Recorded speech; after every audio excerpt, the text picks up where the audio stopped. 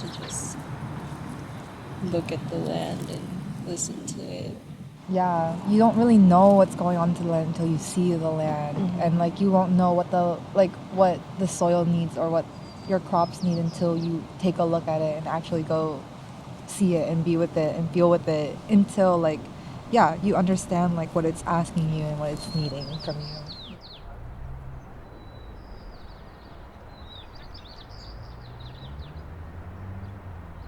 University is just like a generally like disempowering place. Like people don't want you to feel like you have autonomy over an area or an idea or even sometimes yourself. And so here, even though there are so many things I still have to learn, everyone was very empowering and like very committed to doing that work together.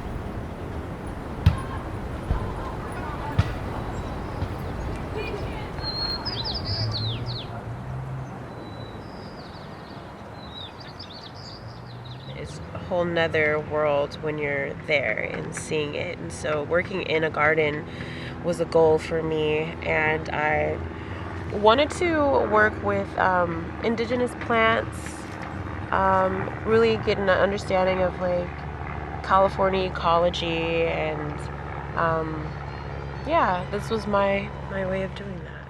I remember I was gone for like a week, and I came back and I just felt so welcomed, like by the space, by the plants. Everything was like popping out and vibrant, and it just made me smile so hard. And I just remember thinking like, wow, I don't think I've ever really connected with a space like that in a way where I've seen it go from being, deprived of water and care to just being like so happy and welcoming. And this space in general just brings me life as well, and reconnects me to the earth and even my ancestors in many ways, and reminding me of how things were at a point way simpler. It's still a lot of work, and there are complexities in like, how are we navigating this land and space, but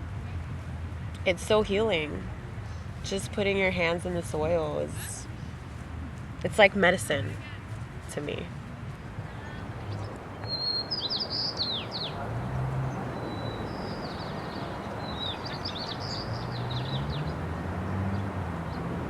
I've only been here like a year, but it's definitely a place I see myself continuing to be and continuing to show up for, regardless like what season of life I'm in. My family in India is from this little village near Mangalore, and going there as like a young kid, I would like harvest the coconuts and like bananas with my grandmother, especially with my dad immigrating.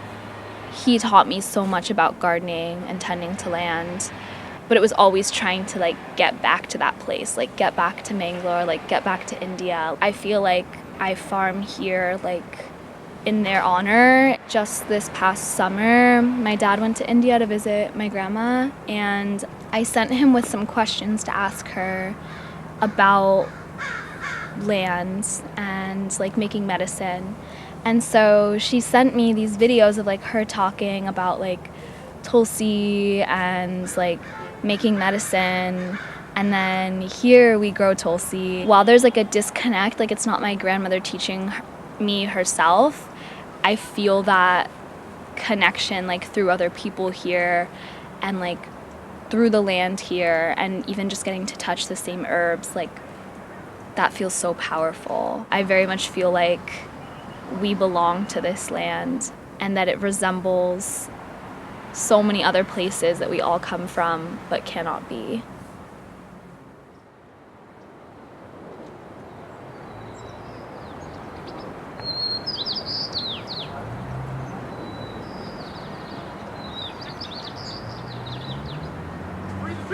Free the land! Feed the people! Feed the land! Free the people! Free the land! Feed the people! Feed the land! Free the people! Free the land! Now feed the people! Now feed the land!